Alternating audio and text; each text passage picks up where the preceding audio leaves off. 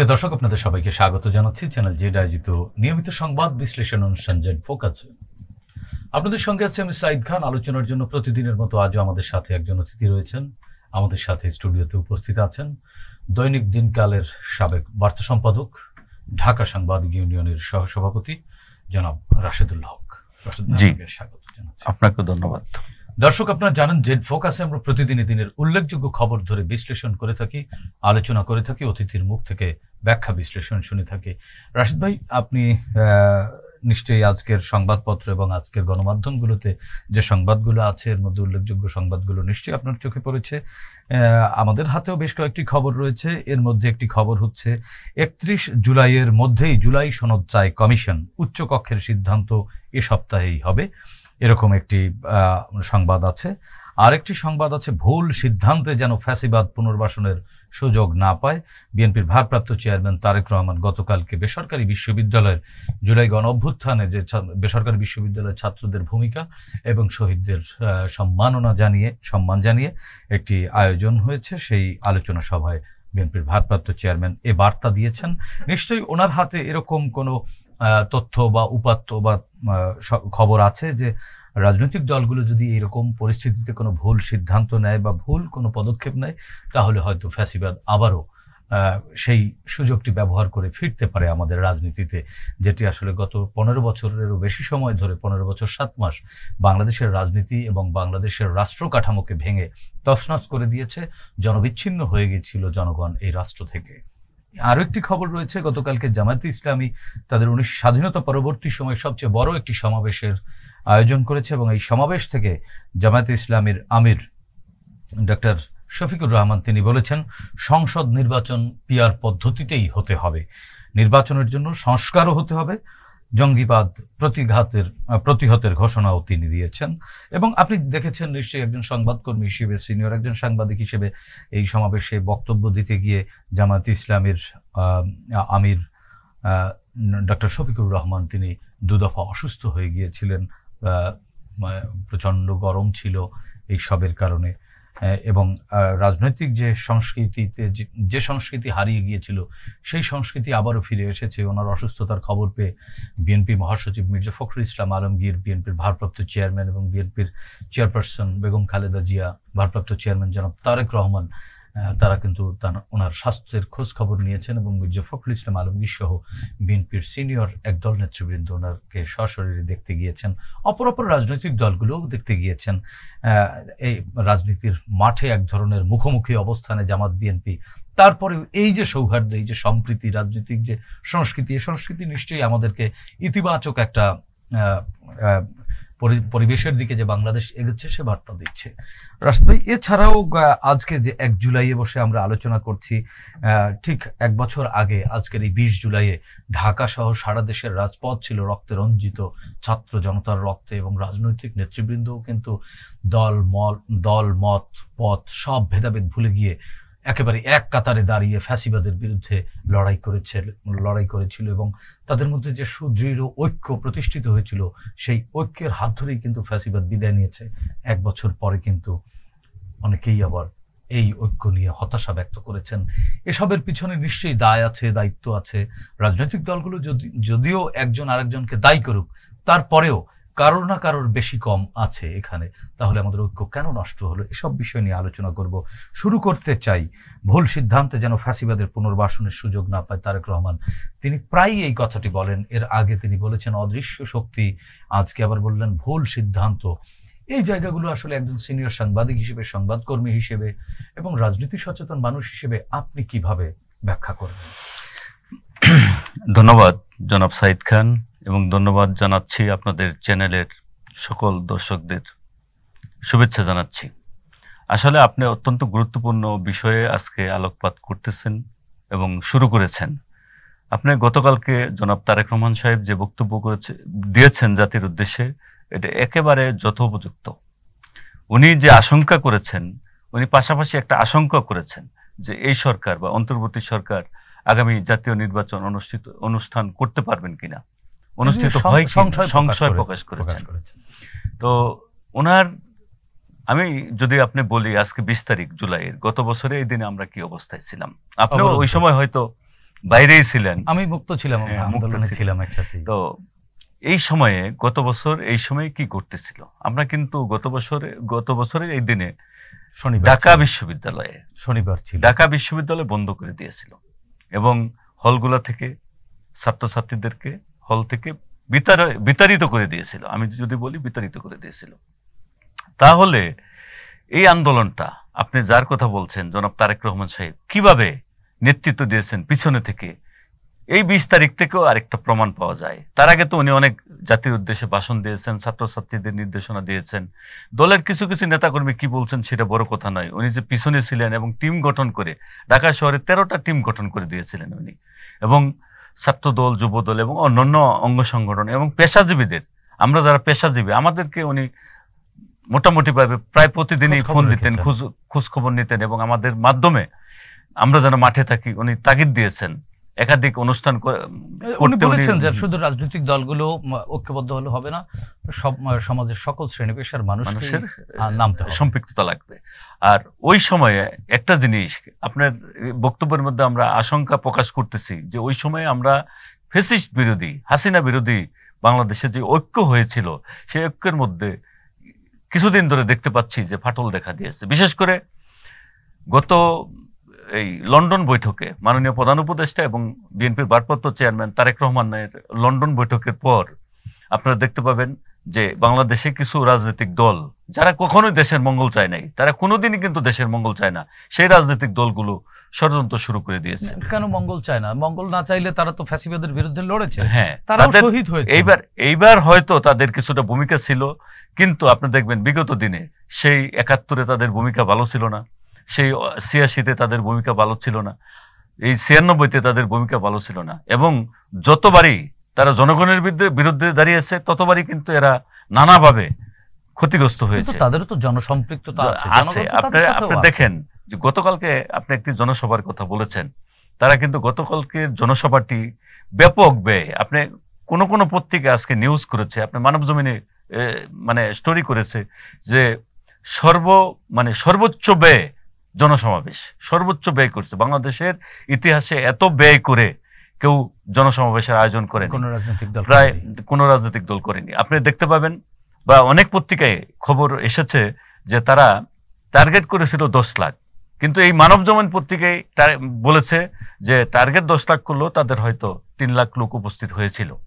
এবং এত কিছু করে প্রায় 3 মাসের মতো তাদের আয়োজন চলছে এই সমাবেশটির, এত কিছু করে কিন্তু তাদের এই 3 লাখের বেশি লোক তাদের আসে নাই। আপনি যে জনপ্রিয়তার কথা বলছেন এতেই প্রমাণিত হয় আসলে এই দলটি তারা যারা নেতা তারাই কর্মী, তারাই সমর্থক।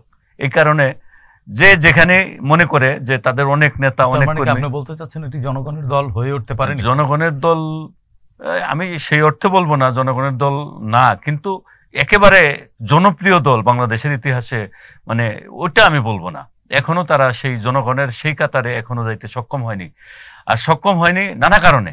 তারা যখনই মানুষ, তো এই দেশের মানুষ কিন্তু একটা খেয়াল করে, আপনি দেখবেন যে আমার গ্রামের যে চায়ের দোকানে যে চা বেচে, চা বিক্রি করে এবং যে চা খায় ওইখানে যে সেই লোকটা কিন্তু দেশের খবর রাখে, সর্বশেষ খবর রাখে, এবং এইগুলা মানে সমাজে নেতিবাচক মেসেজ যায়, মানুষ ভালো চোখে দেখে না যদি ভিতরে ষড়যন্ত্র। এটি তো আপনারা তাদের বিরোধিতা করেন বা পছন্দ করেন না, যেই কারণে হয়তো বিরোধিতা করবার কারণে বিরোধিতা করছেন।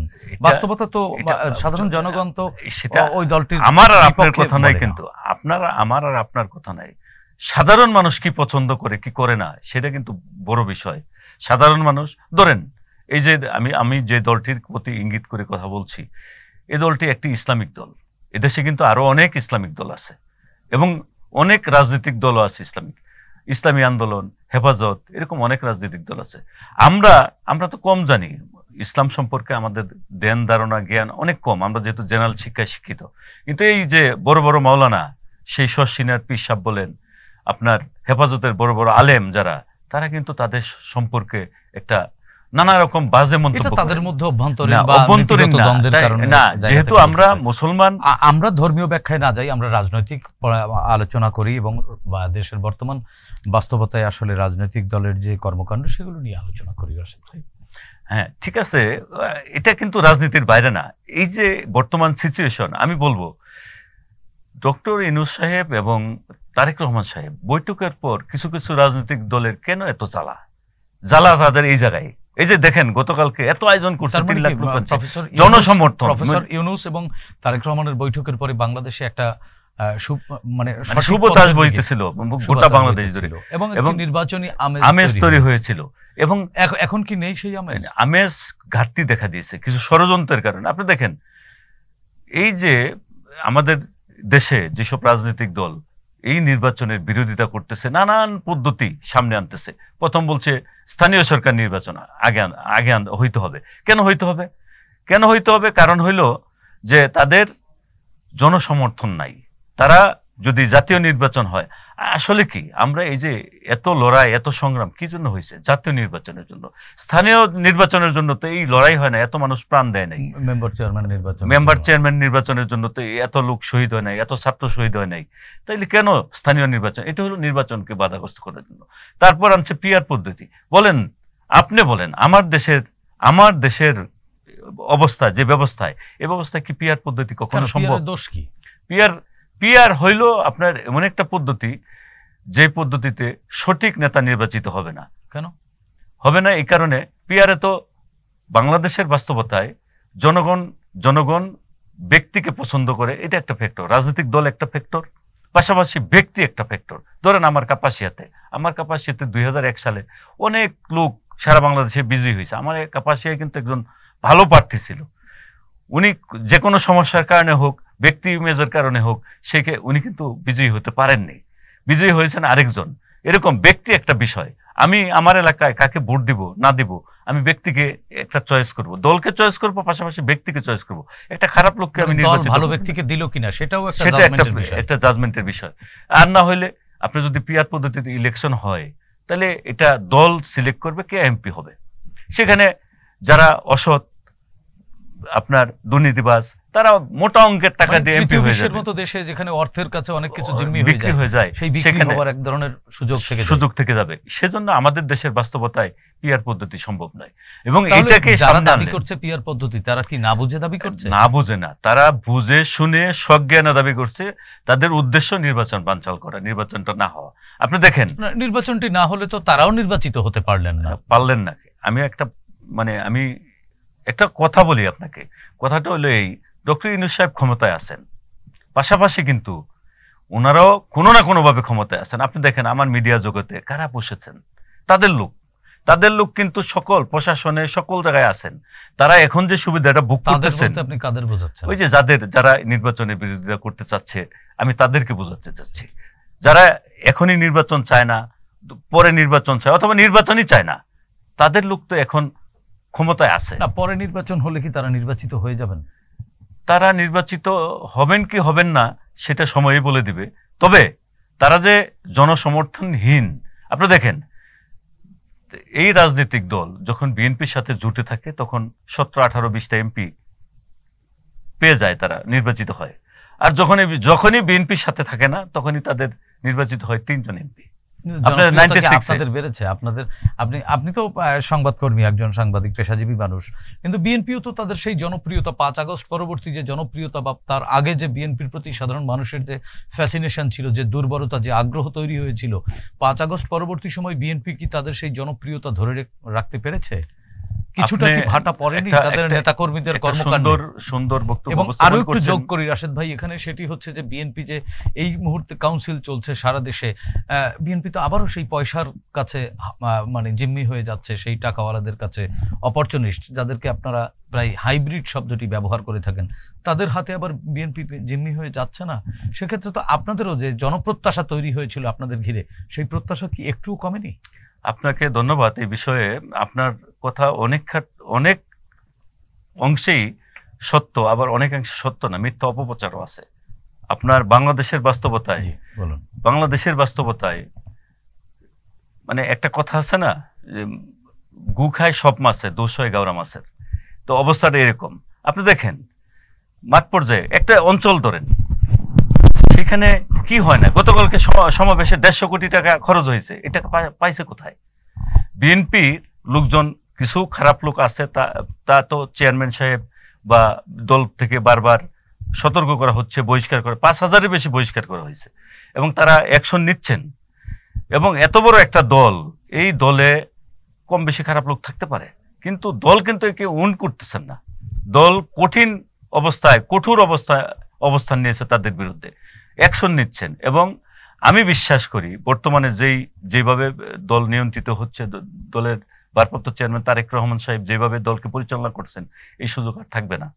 একটা রিফাইন্ড বিএনপি তৈরি হচ্ছে, রিফাইন্ড বিএনপি তৈরি হচ্ছে, কিন্তু এটি জনগণ তো তাদের কর্মকাণ্ডে কিছুটা বিরক্ত হয়েছে কিনা, আপনার অবজারভেশন কি? আমার অবজারভেশন কিছুটা বিরক্ত হলেও সেগুলা জনগণের অন্যান্য স্বার্থে, দেশের স্বার্থে এগুলা টিকবে না। আরেকটা বিষয় হলো, আমি 80% এটাকে বলবো এটা অপপ্রচার। এই কারণে আপনি দেখেন বিএনপি তো ডিবাংও করতে পারছে না, অপপ্রচার এটিও তো প্রতিষ্ঠা করতে পারছে না বিএনপি।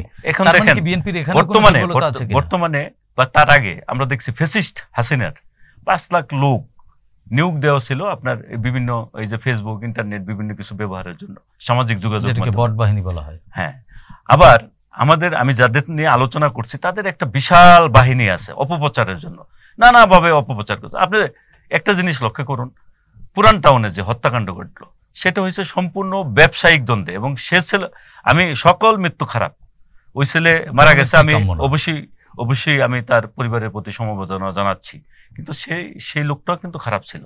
সে আরেকজনের জায়গায় একসময় দখল করছে, তারা এখন সুযোগ পাইছে, তাকে মেরে দিয়েছে। এখন ঘটনা ঘটলো কোন জায়গায়?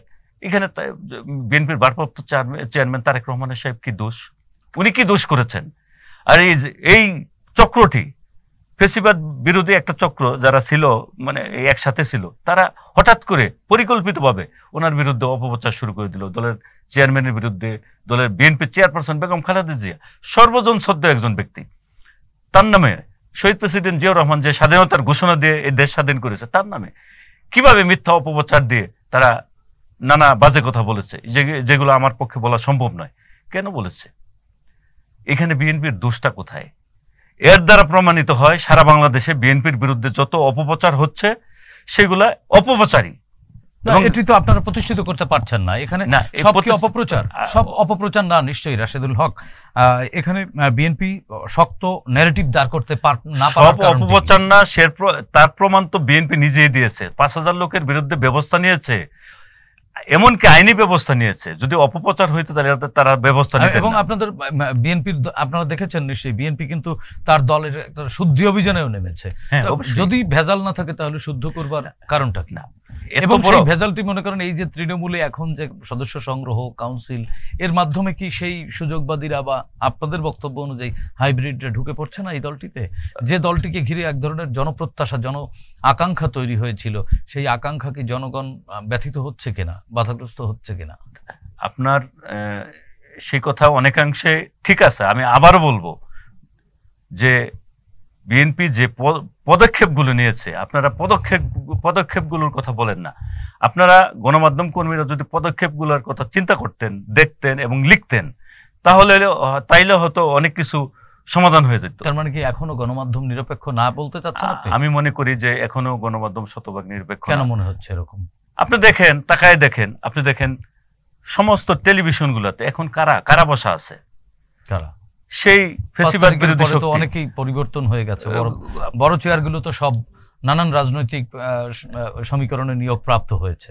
আপনার যে সরকারটি ক্ষমতায় আছে ডক্টর মোহাম্মদ ইউনূসের নেতৃত্বে, ওনারা কোথাও কোনো জায়গায় ওনারা কোনো লোক সেট করেন নাই, কোথাও কোনো লোক নিয়োগ দেন নাই, কোথাও কাউকে বাদ দেন নাই। কারণ প্রফেসর ইউনূস তো কোনো রাজনৈতিক দলের সদস্য না, সবার সরকার। সেজন্য উনি কাউকে সেই ফেসিবাদের যে শক্তি, যারা গণমাধ্যম নিয়ন্ত্রণ করত, তারাই এখন আছে। ধরেন উদাহরণস্বরূপ বাংলাদেশ প্রতিদিন, বসুন্ধরা একটা বিরাট হাউস, বাংলাদেশ প্রতিদিনে এখনো নঈম নিজাম সম্পাদক।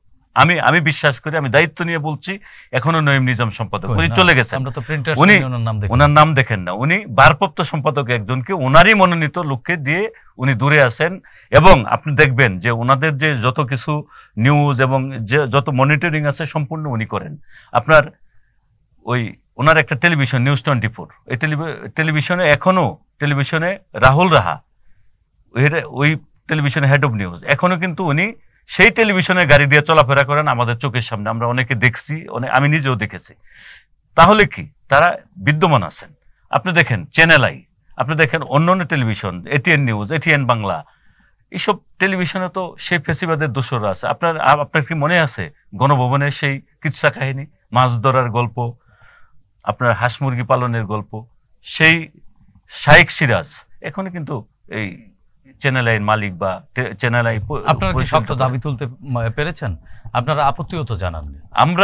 আমরা মনে করি, আমরা বারবার সাংবাদিক সমাজের পক্ষ থেকে যত অনুষ্ঠান হয় সাংবাদিকদের, আমরা বারবার অবাধ, সুষ্ঠু এবং স্বাধীন গণমাধ্যম আমরা প্রত্যাশা করি এবং আমরা বক্তব্য রাখছি। আপনাদের বক্তব্য কেন কার্যকর হচ্ছে না? কারণ হলো যে আমাদের যে বক্তব্য করে কিছু আপোষকামী লোক রয়ে গেছে আমাদের মধ্যে কিছু আপোষকামী লোক আছে, এবং আমাদের যারা নিয়ন্ত্রণ করার কথা, যে তথ্য মন্ত্রণালয় বা অন্যান্য মন্ত্রণালয়, তারা আমাদের কথা শুনছে না। তারা গণমাধ্যমের যারা আমরা রাজপথে ছিলাম ফ্যাসিস্ট বিরোধী আন্দোলনে, তাদের কথা হয়তো শুনছে না। তাদের কথা যদি আমলে নিত তাইলে হয়তো এই পরিস্থিতি।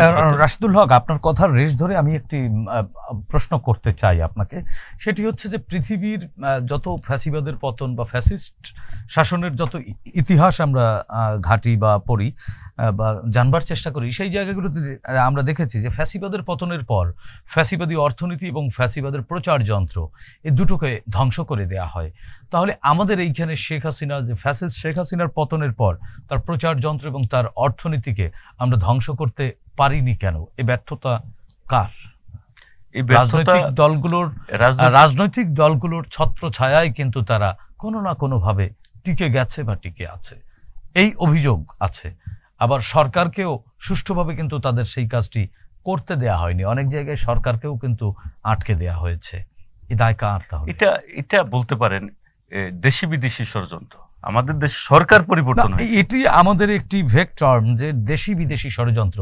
আমরা কেন পরিষ্কার করতে পারছি না ষড়যন্ত্রকারীটা কে আসলে? টু দি পয়েন্টে, আসলে আমাদের দেশের রাজনৈতিক দলগুলোর পিছনে আমাদের যে প্রতিবেশী দেশের একটা বিরাট প্রভাব আছে। তারা বিভিন্ন রাজনৈতিক দলের নেতাদের নানাভাবে নিয়ন্ত্রণ করেন, এবং তাদের কারণেই দেশ এখনো যে সমস্যাগুলো বিদ্যমান আছে। আমি মনে করি বর্তমান দেশের সকল সমস্যার মূলে আমাদের প্রতিবেশী দেশ। তারা কলকাঠি নেড়ে এই যে বলতেছি, যাদের বিরুদ্ধে বললাম, যারা এইটা চায় ওইটা চায়, নানা দাবিতে তারা নির্বাচনকে বাধাগ্রস্ত চাচ্ছে, এটা ওই প্রতিবেশী দেশেরই একটা চক্রান্ত। সেই দেশটা চায় না আমার দেশ ভালোভাবে চলুক, আমার দেশ গণতান্ত্রিকভাবে চলুক, আমার দেশের লোক ভালো থাকুক। তাহলে আমার দেশের যে রাজনীতিকরা তাদের সেই কথা সেখানে বলছেন, তাহলে আমরা ফ্যাসিবাদের বিরুদ্ধে লড়লাম কিভাবে? আসলে কি ফ্যাসিবাদের বিরুদ্ধে লড়েছি, না এখানে কোনো নিজস্ব স্বার্থ? ওই সময়টাতে যে সময়টায় ফ্যাসিবাদের, কিন্তু রাশিদুল হক, একজন রাজনীতিকের যতটা সবচেয়ে বেশি যে জিনিসটি থাকা জরুরি সেটি হচ্ছে দেশপ্রেম। তার মানে কি আমার দেশের অনেক রাজনীতিকের দেশপ্রেম নিয়ে আপনার সন্দেহ সংশয় আছে? অবশ্যই আছে। আমি মনে করি যে আমাদের দেশের রাজনীতিবিদরা যে তাদের যে দেশপ্রেম, যে আদর্শে ওনারা রাজনীতি করেন, সেখানে ঘাটতি আছে। যদি না থাকতো, দেখেন এই যে এত বড় একটা আন্দোলন হইলো, এখানে কিন্তু সাধারণ পাবলিক বেশি ছিল, শহীদ হয়েছেও কিন্তু সাধারণ পাবলিক বেশি। কারণ তাদের মধ্যে দেশপ্রেম যতটা, আমার মনে হয় রাজনীতিবিদদের ওইখানে ঘাটতি আছে। যদি ঘাটতি না থাকতো, তারা কিন্তু আরো বেশি আগায় আসতেন। শেখ হাসিনা হয়তো এই 15 বছর 16 বছর এভাবে নিষ্ঠুরভাবে শাসন করতে পারতেন না। এইবার পেরেছেন, ওনাকে পদত্যাগ করাতে বা দেশ থেকে বাধ্য করতে পেরেছেন সাধারণ জনগণের কারণে। আপনারা দেখেন, আমি যেটা বলতেছিলাম যে আমার সন্তান বিশ্ববিদ্যালয়ে পড়ে, আমার সন্তান শুধু যায় নাই, আমার ওয়াইফকে কিন্তু আমি ঘরে বসে রাখতে পারি নাই। আমার প্রতিবেশী বেরিয়ে গেছে, সে এই ফ্যাসিবাদ বিরোধী আন্দোলনে সে লাইনে যুক্ত হয়ে গেছে, মিছিলে যুক্ত হয়ে গেছে, তার সন্তান নিয়ে সে দাঁড়ায় গেছে রাজপথে। আমি একদিন বিকারুন্নেসার পাশ দিয়ে যাইতেছিলাম এই অনুষ্ঠানের, মানে এই আন্দোলনের সময়, তখন আমি দেখেছি যে তার মেয়েরে কিভাবে, মানে বাচ্চার মারা কিভাবে মেয়েদেরকে লাইন ধরে নিয়ে দাঁড়িয়েছিল, এবং পুলিশের বিরুদ্ধে কিভাবে প্রতিবাদ করতেছিল, গুলির বিরুদ্ধে কিভাবে প্রতিবাদ করতেছিল, গুলির মুখে তারা দাঁড়িয়েছিল। সুতরাং আমি মনে করি এই ফ্যাসিবাদ হাসিনা বিরোধী আন্দোলনে এই দেশের 90% সাধারণ মানুষও 90% সাধারণ মানুষও ভূমিকা নিয়েছিল বিদেয়ী ফেসিবাদ হাসিনার পতন হয়েছে। তার মানে রাজনৈতিক শক্তি চাইলেই হতো না। অবশ্যই রাজনৈতিক শক্তি এর পিছনে ছিল কিন্তু ষড়যন্ত্রকারীরা। আমাদের যে প্রশ্নটি ছিল সেটি হচ্ছে রাজনীতিকদের দেশপ্রেমের ঘাটতি হবার কারণটা কি আসলে? তারা কি রাজনীতির চেয়ে অন্য কোনো স্বার্থকে প্রাধান্য দেন?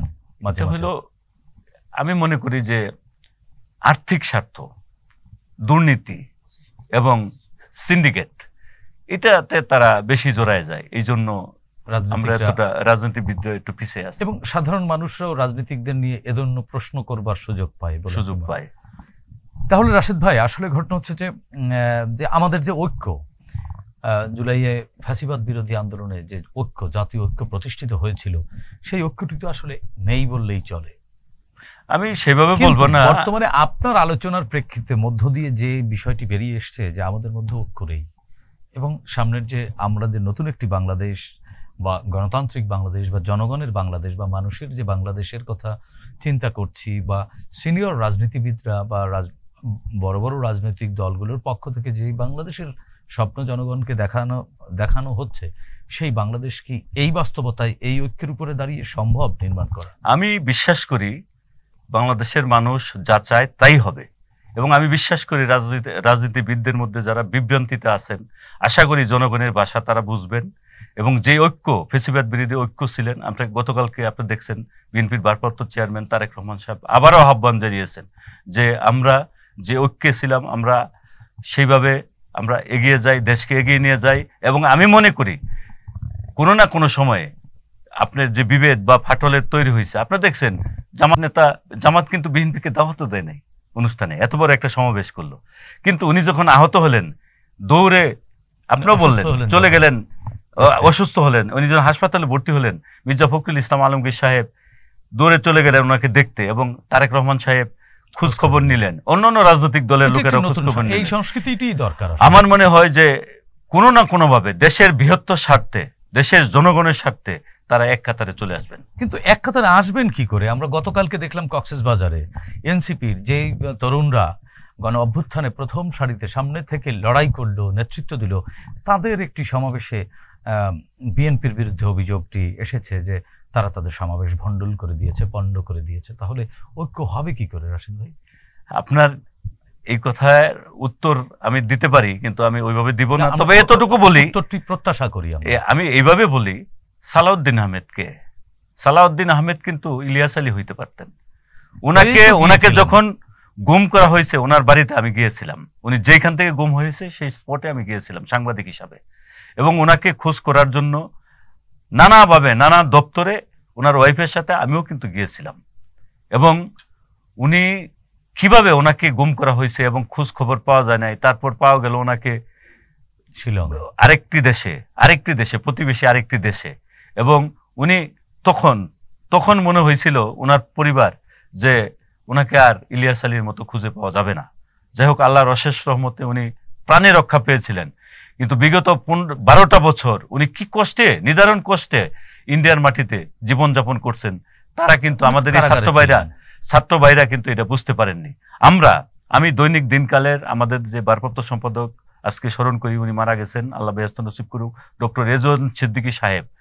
সমস্ত কাগজপত্র বাংলাদেশ থেকে যত নিউজ হয়েছিল উনি গুম হওয়ার পরে সমস্ত কাগজপত্র তৈরি করে আমাদের ডিস্ট্রিক্ট প্রতিনিধি ওনার মাধ্যমে শিলংয়ে পাঠানো হয়েছিল, এবং আদালতের মাধ্যমে উনি নির্দোষ প্রমাণিত হয়েছিলেন। এবং এই আন্দোলনে, এই সরকারের পতন হওয়ার পরে উনি এই দেশে আসার সুযোগ পেয়েছিলেন। গত 12 বছর কিন্তু উনি আসার সুযোগ পান নাই। যদি পতন না হয়তো হাসিনা সরকারের, তাইলে হয়তো ফিরতেও পারতেন না। তো আজকে যেই আমাদের এই সন্তানরা যে ভুল পথে পরিচালিত হচ্ছে, যাদের কথা আমি মনে করি একটা চক্রান্ত তাদের বিরুদ্ধে, মানে তাদেরকে বিভ্রান্ত করছে একটি চক্র। আমি আশা করি আমাদের সন্তানরা ভুল পথে পরিচালিত হবেন না, তারা মানুষের ভাষা বুঝবেন, মানুষের মানে স্বার্থ বুঝবেন, এবং স্বার্থ বুঝে, দেশের স্বার্থ বুঝে তারা আর ভুল পথে পরিচালিত হবেন না। এটাই আমার প্রত্যাশা। আমরা শেষ করব, আসলে রাজনৈতিক যে শিষ্টাচার আমরা যে কামনা করি বা প্রত্যাশা করি, সেই শিষ্টাচার আসলে হাসিনা তো ধ্বংস করে দিয়েছিল, ফ্যাসিস্ট শেখ হাসিনা। সেই সংস্কৃতি থেকে আমরা বেরোতে পারছি না কেন? একেবারে 1 মিনিটে বলবেন ছোট্ট করে। এক্ষেত্রে আসলে সরকার এবং রাজনৈতিক দলগুলোর কাছ থেকে কেমন আচরণ প্রত্যাশা করেন? আমি অবশ্যই তাদের কাছ থেকে ঐক্য চাই এবং রাজনৈতিক ঐক্য চাই এবং শিষ্টাচার চাই এবং পরস্পরের প্রতি শ্রদ্ধাবোধ এটুকু চাই, এইটুকু চাই যে কোনো চক্রান্ত তাদেরকে আর স্পর্শ করতে পারবে না, কোনো ষড়যন্ত্রে তারা মাথা নত করবে না, এটাই আমার প্রত্যাশা। এবং যেই শিষ্টাচার, যে রাজনৈতিক বিরোধিতা থাকবে, ভিন্ন মত থাকবে, কিন্তু জাতীয় স্বার্থে যে ঐক্যমত প্রতিষ্ঠিত হতে হয়, দেশের স্বার্থে জাতীয় স্বার্থে তারা এক থাকবেন, এটা প্রত্যাশা করি। পরস্পর এক এক জনের রাজনৈতিক আদর্শ এক এক রকম হবে, কিন্তু দেশের স্বার্থে এক টেবিলে আসবেন, এক টেবিলে বসবেন, সার্বভৌম দেশের স্বাধীনতা সার্বভৌমত্ব রক্ষায় এবং স্বাধীনতা সার্বভৌমত্বের স্বার্থে সবাই এক কাতারে আসবেন, জনগণের শান্তি রক্ষায়ও তো একসাথে আসবেন। জি রাশিদ ভাই, আপনাকে ধন্যবাদ। আমরা আসলে সময় থাকলে আপনি অনেক সুন্দর আলোচনা করছিলেন, আরো শুনবার আগ্রহ আমাদের ছিল, সময় স্বল্পতার কারণে শুনতে পারলাম না। আপনাকেও ধন্যবাদ। পরবর্তীতে আরো একদিন আপনার সাথে আমরা আলোচনা করব। প্রিয় দর্শক, আসলে মতের ভিন্নতা থাকবে, পথেরও ভিন্নতা থাকবে, কিন্তু সকল পথ এবং সকল মত এর ঊর্ধ্বে উঠে যে জাতীয় ঐক্য 2024 সালের জুলাই গণ অভ্যুত্থানকে কেন্দ্র করে প্রতিষ্ঠিত হয়েছিল, সেই ঐক্যে যে ফাটল ধরেছে, সেখানে রাশেদ ভাইয়ের বক্তব্য অনুযায়ী এক ধরনের ষড়যন্ত্র আছে। সেই ষড়যন্ত্র মোকাবেলা করে দেবার জন্যও কিন্তু এই মুহূর্তে আমাদের সবচেয়ে যে জিনিসটি জরুরি, সেটি হচ্ছে ঐক্য। বিভেদ পথ সব মত একাকার করে বাংলাদেশের পক্ষে অবস্থান নেওয়াই হচ্ছে রাজনৈতিক দলগুলোর কাছে আমাদের প্রত্যাশা, এবং সেই প্রত্যাশার উপরে ভর করে বাংলাদেশ বিশ্বের দরবারে আবারও মাথা উঁচু করে দাঁড়াবে, সেই প্রত্যাশা ব্যক্ত করে আজকের মতো এখানেই শেষ করছি। সবাই ভালো থাকুন, সুস্থ থাকুন, চ্যানেল জেডের সঙ্গেই থাকুন। খোদা হাফেজ।